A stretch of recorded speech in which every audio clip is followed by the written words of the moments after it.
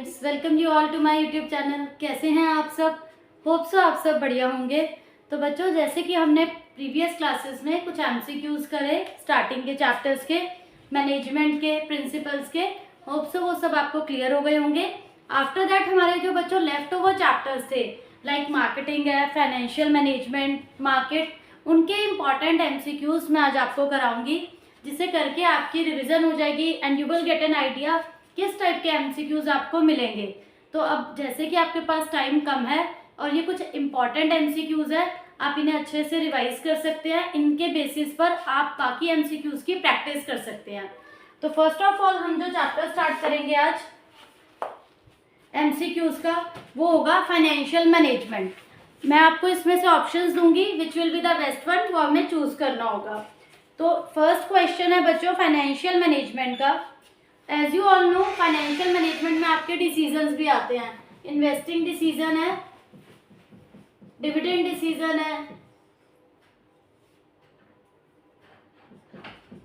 उनके बेसिस पर एक क्वेश्चन आता है बच्चों आपका importance role of financial management, उस पर भी एक क्वेश्चन मिलेगा आपको। तो फर्स्ट है इसमें name the decision in financial management, जो आपको ये डिटरमिन करता है ओवरऑल कॉस्ट ऑफ कैपिटल, कि जो भी पैसा आप लगा रहे हो, cost of capital and financial risk, जो इसको एक्सप्लेन करता है, वो कौन सा डिसीजन है। एज यू ऑल नो, आपके डिसीजन क्या है? Investment decision, financing decision and dividend decision. There are 3 decisions. Financing, सभी इंपॉर्टेंट डिसीजन है कि हम फाइनेंस कहाँ से लेंगे, इन्वेस्टमेंट कहाँ करेंगे and how much dividend we will pay. तो अगर हमारा एक ऐसा डिसीजन है जिसमें हमें देखना है कि कॉस्ट ऑफ कैपिटल क्या होगी या फिर फाइनेंशियल रिस्क कितना है, यहाँ पर आपको प्रॉफिट का कितना पार्ट डिस्ट्रीब्यूट करना है, इससे रिलेटेड नहीं बोला। एंड ना ही आपको ये बताया कि आपकी जो इन्वेस्टमेंट है उस पर रिटर्न कैसा आएगा या उसमें कितना रिस्क इन्वॉल्व है। यहाँ पर हमें सिर्फ देखना है ओवरऑल कॉस्ट ऑफ कैपिटल, वो आप देखते हो फाइनेंसिंग में, वाइल टेकिंग फाइनेंस की हमें कॉस्ट कितनी पड़ेगी एंड हमारा उसमें रिस्क कितना होगा। So the correct answer is financing decision. Next है बच्चों name the process which helps in determining the, वो कौन सा प्रोसेस है जिसमें हम ऑब्जेक्टिव्स देखते हैं, policies, procedures, budgets, programmes to deal with the financial activities. Finance से रिलेटेड कितना बजट है, फाइनेंशियल जो भी आपकी पॉलिसीज हैं या फाइनेंस के ऑब्जेक्टिव्स क्या है, ये सब किस में आता है? फाइनेंशियल मैनेजमेंट का पार्ट है, कैपिटल स्ट्रक्चर का पार्ट है, ट्रेडिंग ऑन इक्विटी। मतलब you are having option financial management, capital structure. Capital structure में ये होता है आप शेयर से लोन ले रहे हैं या डिबेंचर से या लोन से, फाइनेंस का सोर्स कैपिटल स्ट्रक्चर में देखा जाता है। Financial management is to manage the finance for an enterprise, but यहाँ पर है objectives, policies, programme, budget related to finance. तो इट ऑल इंक्लूड्स, ये सब जो इट ऑल कंसिस्ट ऑफ, ये सब कॉन्स्टिट्यूट करके बनता है बच्चों हमारा financial planning. These all are the part of financial planning, because management के प्लानिंग फंक्शन के सब पार्ट्स हैं और फाइनेंस से रिलेटेड है, तो ये फाइनेंशियल प्लानिंग का पार्ट हुए। फाइन। इसके बाद बच्चों नेक्स्ट क्वेश्चन है आपका एबीसी लिमिटेड, एक कंपनी है बच्चों, उसका डेट इक्विटी रेशियो है। As you all know, debt equity ratio means कि आपने लोन कितना लिया है and equity shareholder fund कितने हैं, 3:1। अनदर फर्म इज XYZ, उनका डेट इक्विटी है 1:1। ऐसा एडवांटेज बताना है जो एबीसी को मिला है ओवर XYZ। अगर रेट ऑफ इंटरेस्ट लोअर है then the rate of investment of the company, rate of interest अगर कम है, इंटरेस्ट जो आप पे कर रहे हो वो कम है और रिटर्न ऑन इन्वेस्टमेंट ज़्यादा है, तो एबीसी कंपनी को क्या बेनिफिट मिल रहा है? ऑप्शंस है आपके पास, trading on equity, low risk, low cost of equity, greater flexibility. See students, like हमने जो ये एक ट्रेडिंग ऑन इक्विटी का न्यूमेरिकल करते हैं कि कौन सी फर्म अच्छी है, जिसने डेट और लोन इक्वल मैनेज कर रहा है वो फर्म अच्छी है, या फिर ज़्यादा लोन कम इक्विटी वो अच्छा है। बिकॉज जितना ज़्यादा लोन होगा आप उसके अकॉर्डिंग इंटरेस्ट पे करोगे, रिमेनिंग पे आप प्रॉफिट में से आप टैक्स भी पे करते हैं। तो यहाँ पर क्या इंटरेस्ट देने के बाद टैक्स पे होता है एंड आप वहां से अपनी ईपीएस निकालते हो। तो ये फॉर्म की कंडीशन बेटर है एबीसी। लेकिन अगर आपका जो इंटरेस्ट की पेमेंट है वो कम है, आपको इन्वेस्टमेंट से रिटर्न ज्यादा आ रही है, तो ऐसी सिचुएशन को नेम देते हैं हम trading on equity, where you are getting more return in comparison to interest which you are paying. जो मैं इंटरेस्ट दे रही हूँ अपने लोन पर वो कम है, लेकिन जो मुझे इन्वेस्टमेंट पे इनकम आ रही है, रिटर्न आ रहा है, वो ज्यादा है। तो ये मेरा प्लस पॉइंट है और इस सिचुएशन को हम बोलते हैं बच्चों ट्रेडिंग ऑन इक्विटी। नेक्स्ट है dash is the chance that a firm would fail to meet its payment obligation. ऐसा कौन सी सिचुएशन है जिसमें अगर फर्म जो है वो अपनी पेमेंट ऑब्लिगेशन नहीं कर पाती? दैट इज ऑपरेटिंग रिस्क, या उसका फाइनेंशियल रिस्क बोलते हो, और you can say total risk और business risk. 4 types of risk are there. अगर फर्म अपनी पेमेंट ऑब्लिगेशन नहीं फुलफिल कर पा रही, पेमेंट ऑब्लिगेशन, तो उसको हम क्या नेम देंगे? That is considered as financial risk.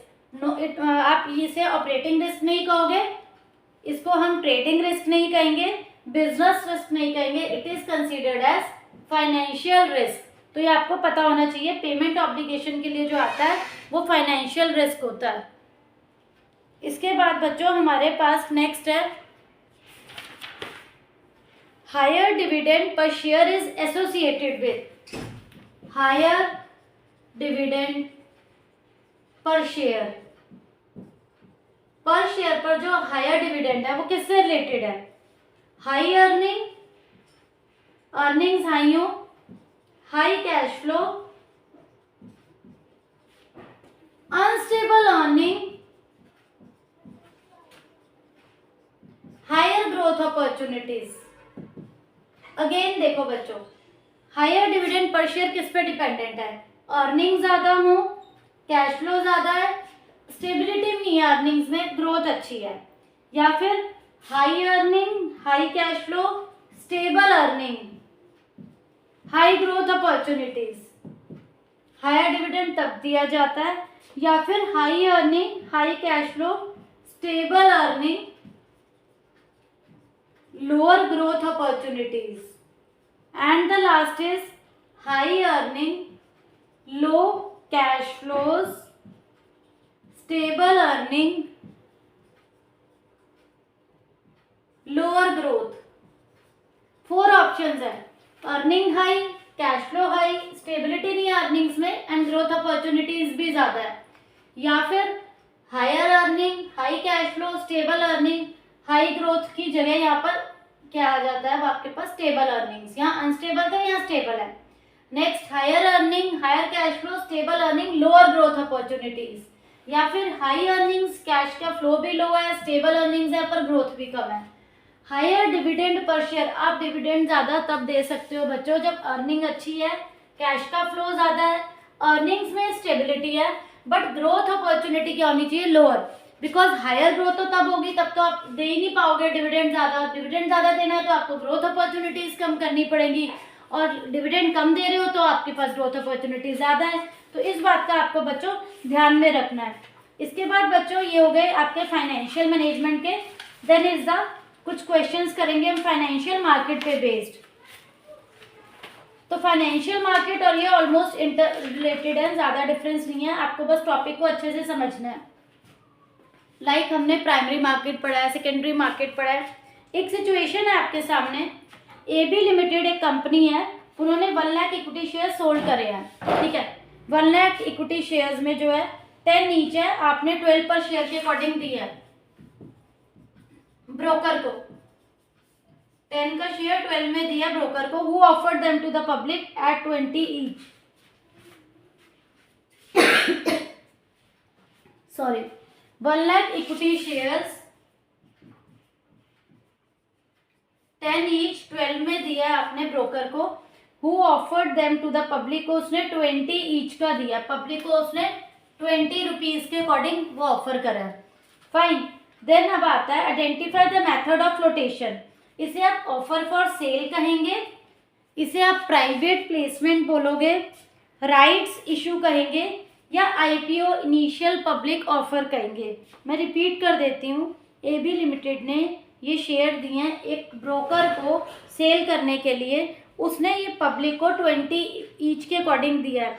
तो यहाँ पर जो मेथड आ रहा है, दिस इज नॉट, ये राइट इशू का केस नहीं है बच्चों, प्राइवेट प्लेसमेंट नहीं हो रही, ये इनिशियल पब्लिक ऑफर भी नहीं है, this is known as offer for sale. तो आपको ये पता होना चाहिए कितने का शेयर ब्रोकर को दिया है, ब्रोकर आगे मार्केट में पब्लिक को कितने का दे रहा है, इस सिचुएशन को नेम दिया जाता है बच्चों ऑफर फॉर सेल। तो आपको बच्चों सारे सिचुएशन सब केसेस क्लियर होनी चाहिए, in that case you will be able to attempt. Next है हमारे पास बच्चों नेम द ऑर्गेनाइजेशन। आपको उस ऑर्गेनाइजेशन का नेम बताना है जिसमें क्या है, इंडिया को जो इंडिया में एस्टैब्लिश हुआ है स्टॉक एक्सचेंज को रेगुलेट करने के लिए and to protect the interest of investors, और उससे जो है इन्वेस्टर्स का इंटरेस्ट भी क्या रहता है, सेफ रहता है। मतलब उनको टेंशन नहीं है कि हमारे पैसे फ्रॉड हो सकता है हमारे साथ, या हमारे साथ कुछ मतलब कोई ऐसे कोई गलत एक्टिविटी हो सकती है, बिकॉज इन कंपनीज का रजिस्ट्रेशन हुआ है। तो उनके लिए ये टाइप ऑफ मतलब उन्हें रिस्क ही ना लगे कि हम जो डील कर रहे हैं वो सेफर है, उनके माइंड में कोई टेंशन नहीं होनी चाहिए। तो वो कौन सा जो है ऑर्गेनाइजेशन है जिसको इंडिया में स्टॉक एक्सचेंज को रेगुलेट करने के लिए किया गया है, दैट इज आपके पास ऑप्शन है बच्चों, आरबीआई है, नेशनल स्टॉक एक्सचेंज है। First option is RBI, national stock exchange, Bombay stock exchange, fourth is SEBI, stock security exchange board of India. तो right answer is SEBI. Security exchange board of India को इसीलिए setup करा गया so that fraudulent activities को control किया जा सके, किसी के साथ ये एक्टिविटीज ना हो। इसके बाद बच्चों नेक्स्ट आता है, आपको ये पता होना चाहिए ये किसका पार्ट है। Naina has 1000 equity shares of a company. Naina के पास 1000 शेयर्स हैं, उसे 500 इनमें से सेल करने हैं। 1000 में से अगर आप 500 शेयर्स को सेल कर रहे हो, which market should she approach? Money market है बच्चों first option, money market, then capital market, primary market, और you can say stock market. If a person is having, किसी के पास जो है किसी कंपनी के शेयर्स पड़े हैं और उसको वो शेयर्स को बेचना है, ठीक है, मतलब वो इनिशियली वो ले चुका है पर्सन एक बार, अब उसे उसमें से इतने शेयर्स को बेचना है, तो उसे कौन सी मार्केट को अप्रोच करना चाहिए? Money market, capital market, primary और stock market. She will approach to stock market. तो ये आपको बच्चों पता होना चाहिए कौन सा इसमें परफेक्ट आंसर है। लाइक इसमें एक और क्वेश्चन है आपके पास, नेक्स्ट है बच्चों, identify the method of flotation.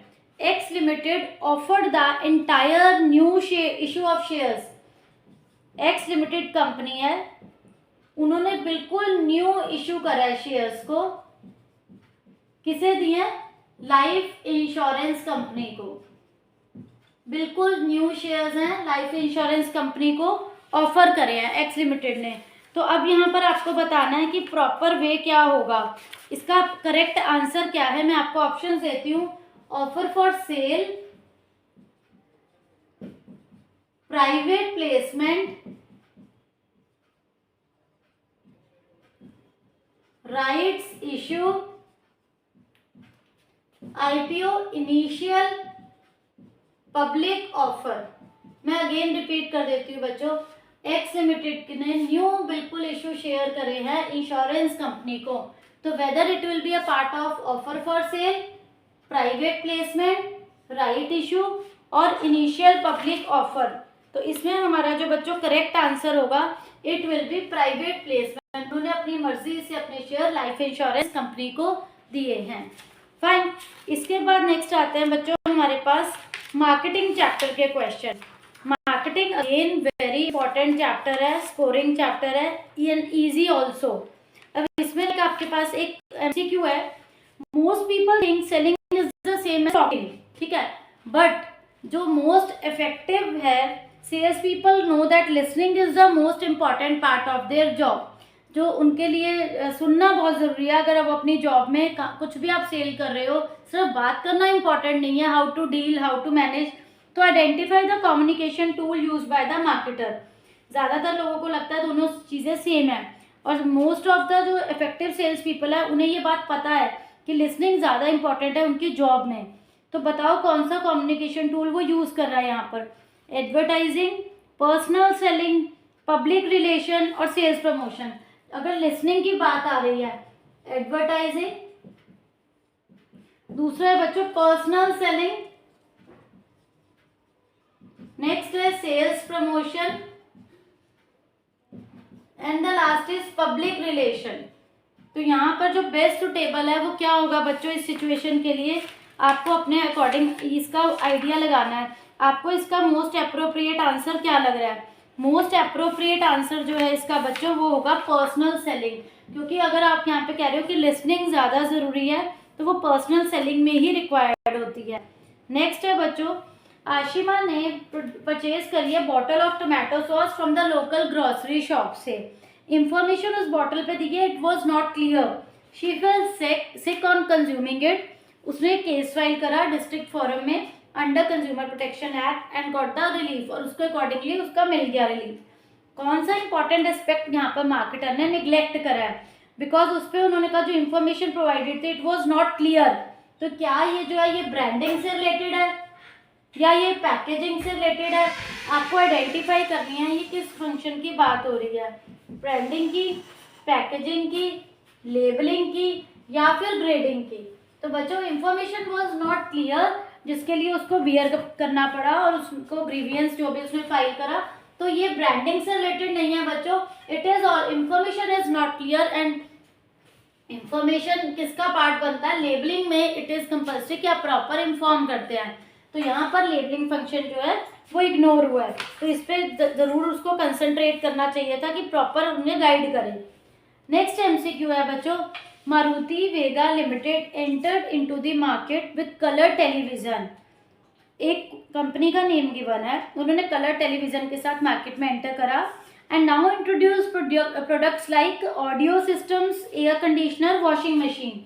अब वो डिफरेंट प्रोडक्ट्स बना रहे हैं like air conditioner, washing machine, और किसके साथ ज्वाइन करा है? कलर टेलीविजन के साथ। Company is not only offering the products but also handling, यहाँ पर कंपनी बच्चों कंप्लेंट्स भी हैंडल कर रही है, आफ्टर सेल सर्विस भी दे रही है। तो identify the element of marketing mix. Initially बच्चों आपको पता होना चाहिए मार्केटिंग मिक्स में, अगर हम ये पढ़ रहे हैं मार्केटिंग मिक्स के आपके कौन कौन से एलिमेंट्स आते हैं? There are 4 elements, 4 Ps. 4 Ps क्या है बच्चों? Product, price, place and promotion. There are 4 Ps. तो अगर यहाँ प्रोडक्ट बना रहे हो, ठीक है, कंप्लेंट से डील कर रहे हो, उसके बाद आप आफ्टर सेल सर्विस दे रहे हो, तो यहाँ कौन सा जो एलिमेंट है मार्केटिंग मिक्स का जो है वो डिस्कस हो रहा है। प्राइस से रिलेटेड कोई बात नहीं करी, प्रमोशन से रिलेटेड या प्लेस से कुछ भी मैटर सॉल्व नहीं हुआ। It is just related with कि 2 कंपनीज जो है मिलकर they are manufacturing so many products, ठीक है, एंड वो आफ्टर सेल सर्विस दे रही है रिगार्डिंग प्रोडक्ट। तो यहाँ पर हमारा प्रोडक्ट जो है इस पी को डिस्कस किया गया है, इसके बारे में बात हो रही है। तो इस टाइप से बच्चों आपको पता चलना चाहिए हम किससे रिलेटेड, मतलब आपके 4 पीस हैं, इसके आपको ये कंफर्म होना चाहिए कि हम किस पी के बारे में यहाँ पर डिस्कस कर रहे हैं। नेक्स्ट है बच्चों आपके एमसीक्यू कंज्यूमर प्रोटेक्शन एक्ट से रिलेटेड जो आपको आने चाहिए। कंज्यूमर प्रोटेक्शन में आपके राइट्स बहुत इंपॉर्टेंट है, राइट टू हर्ड है, राइट टू बी इन्फॉर्म्ड है, right to be seek redressal है, ठीक है। अब यहाँ आपके पास एक केस है, government is actively advertising for जागो ग्राहक जागो, ठीक है, ये एक स्लोगन है गवर्नमेंट का, अगर जागो ग्राहक जागो ये दिया गया आपको, ठीक है। अब कौन सा कंज्यूमर राइट जो है वो हाईलाइट हो रहा है? वो राइट टू बी इन्फॉर्म्ड है और राइट टू बी हर्ड है, या राइट टू कंज्यूमर एजुकेशन है, और right to seek addressal, about which right they are asking. There are 4 rights in this question कि जागो ग्राहक जागो, इससे आपको क्या पता चल रहा है कि कौन सा राइट है, इंफॉर्मेशन का, हार्ट का, कंज्यूमर एजुकेशन का, सीक एड्रेसल। तो यहाँ पर हम बात करेंगे कि ये कंज्यूमर एजुकेशन की बात कर रहे हैं। Right to consumer education is correct answer. Next है बच्चों, Siddharth went to a shopkeeper to buy soap. Shopkeeper forced him to buy a particular brand of soap out of various available brands, irrespective of the willingness of Siddharth. One person named Siddharth, वो market में गया एक shop पर and he want to buy a soap, but वो जो लेना चाहता था शॉपकीपर ने उसे एक डिफरेंट ब्रांड का सोप दिया, बहुत सारे अवेलेबल थे जो कि वो नहीं लेना चाहता था। अब एज अ कंज्यूमर कौन सा राइट जो है सिद्धार्थ का यहाँ एक्सप्लॉइट हो रहा है कि वो जो भी लेना चाहता था बट सामने वाला जो सेलर है वो उसको डिफरेंट प्रोडक्ट दे रहा है। Right to be heard ignore हो रहा है या राइट टू सेफ्टी इग्नोर हो रही है, राइट टू बी इन्फॉर्म, क्या वो पर्सन उसको इन्फॉर्म नहीं कर रहा या वो उसकी बात नहीं सुन रहा या सेफ्टी वाइज प्रोडक्ट ठीक नहीं दे रहा। राइट टू बी एश्योर्ड, मतलब the product which he is demanding उसको वो प्रोडक्ट नहीं मिल रहा। थिंग इज दिस, तो यहाँ पर जो वायलेट हो रहा है वो हो रहा है राइट टू बी एश्योर्ड। तो आपको ये सारे राइट्स अच्छे से पता होने चाहिए। In that case only you will be able to find out the correct answer, otherwise ये बच्चों आपके रॉन्ग हो सकते हैं। इसके बाद बच्चों नेक्स्ट क्वेश्चन है आपके पास, Sheela went to a, Sheela कहाँ गई, फ्री आई कैम्प में and got her eyes operated for cataract, के लिए उसने आई ऑपरेट कराया। Surgery was not done properly, surgery नहीं हुई, due to which she lost her vision, जिससे कि उसकी आई साइट चली गई, विजन चला गया। Now where can she file a complaint under consumer protection act, कहाँ जाकर वो अपना केस फाइल करे, किस मतलब कौन सा सुटेबल प्लेस है, मतलब ये डिस्ट्रिक्ट कमीशन में जाएगी, नेशनल का पार्ट है या स्टेट का पार्ट है। You are having 3 options, district, state और नेशनल। तो बच्चों यहाँ पर आपके पास 4th ऑप्शन है नन ऑफ दीज, तो ये सारे ऑप्शन बच्चों रॉन्ग है। जब तक अनटिल अनलेस आपको नॉलेज नहीं है आप करेक्ट आंसर नहीं दे पाओगे, उसके लिए आपको इन्हें अच्छे से स्टडी करना होगा। तो यहाँ पर बच्चों हमारा करेक्ट आंसर होगा नन ऑफ दीज, क्योंकि इसमें जो भी ऑप्शंस आपको दिए हैं वो करेक्ट नहीं है। तो आपको यहाँ पर क्या करना है, इसके लिए अच्छे से सब स्टडी करना है सो दैट आपको ये कंसेप्ट क्लियर हो जाए, कोई कंफ्यूजन नहीं रहे। लाइक बच्चों अब आपका ये क्वेश्चन था, ये एमसीक्यू था जिसमें उस लेडी की आई लॉस्ट हो गई या विजन चला गया, तो अब यहाँ आपको कैसे पता चलेगा कि ये नन ऑफ दीज इसका आंसर मैंने आपको बताया, उसका रीज़न क्या है। बिकॉज 1 करोड़ तक का अगर देखो किसी का अमाउंट जो एक्सपेंडिचर वहाँ पर लग रहा है, अगर वो 1 करोड़ से बिलो का है तो वो डिस्ट्रिक्ट कमीशन का पार्ट बन जाता है। एंड इफ अगर वो 1 to 10 करोड़ के मिड का अमाउंट आता है तो it will be a part of state commission. And 10 crore से अबव का जो पार्ट है वो नेशनल कमीशन के पास जाता है। तो जब आपको बच्चों अमाउंट नहीं मेंशन, इन दैट केस आपको नॉलेज नहीं है, तब आपका ये आंसर नन ऑफ दीज में गया। अगर यहाँ पर आपको अमाउंट मेंशन होता तो आप अकॉर्डिंगली आंसर दे सकते थे। तो इस टाइप से बच्चों आपको एमसीक्यूज की प्रैक्टिस करनी है। इस वीडियो में मैंने जो भी लेफ्ट ओवर चैप्टर्स हमारे रह गए थे, पहले की वीडियो में हमने मैनेजमेंट के फंक्शंस पे बनाए एमसीक्यूज की, एंड आज जो हमने करा ये financial management, financial marketing and marketing management, consumer protection, ये सब इंपॉर्टेंट क्वेश्चंस हैं, अच्छे एमसीक्यूज हैं जो आपके बोर्ड एग्जाम में आ सकते हैं। तो होप सो बच्चों आप सबको ये टॉपिक्स, ये सब क्वेश्चंस क्लियर हो गए होंगे, कोई डाउट नहीं होगा। Still you are having any doubt please ask in comment section. Thank you.